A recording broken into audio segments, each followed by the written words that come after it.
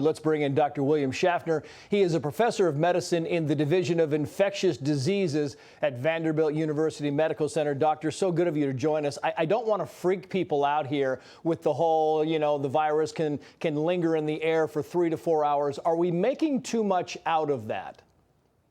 No, Trace, actually, I think this study shows exactly how contagious this virus is.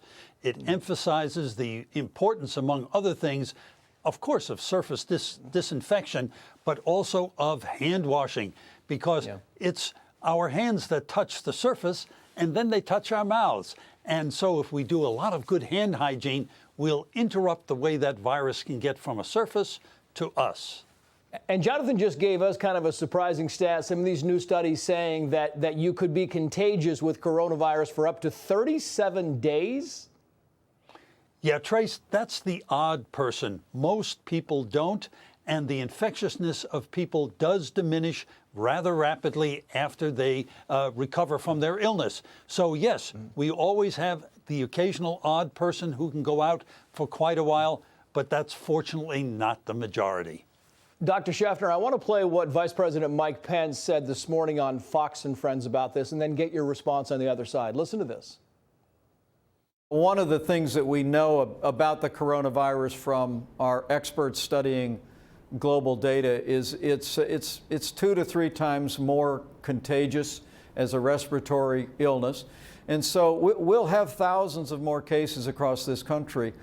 But your viewers deserve to know that most Americans, the vast majority of Americans who even contract the coronavirus, will have flu-like symptoms and will fully recover. And that seems to be a fair assessment, Dr. Schaffner, because of the information that we have looked at and the people we have talked to. Most people actually do fairly well with the coronavirus. Fortunately, Trace, that's correct. And we're all very, very glad about that. It is said that 80% of people will have moderate or milder disease. Great. But we're also focused on that proportion of people who are older and, of course, who have underlying illnesses. We want to make sure that we take care of them because they're more apt to have serious disease.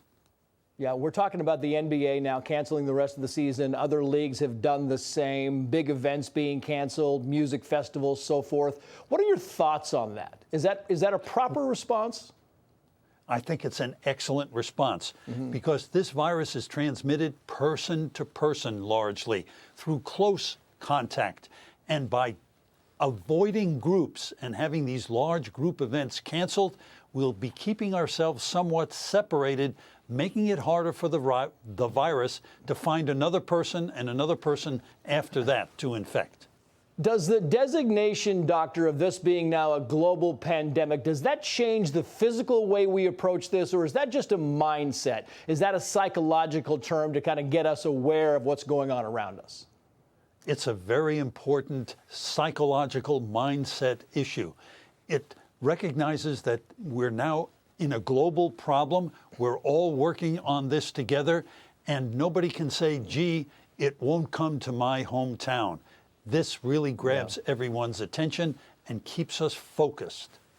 Yeah, as far as us being focused, I want to put this on the screen. These are symptoms of COVID-19, of coronavirus, and it is fever, cough, and shortness of breath. It's kind of short and sweet there, but are we missing something critical in this list, doctor?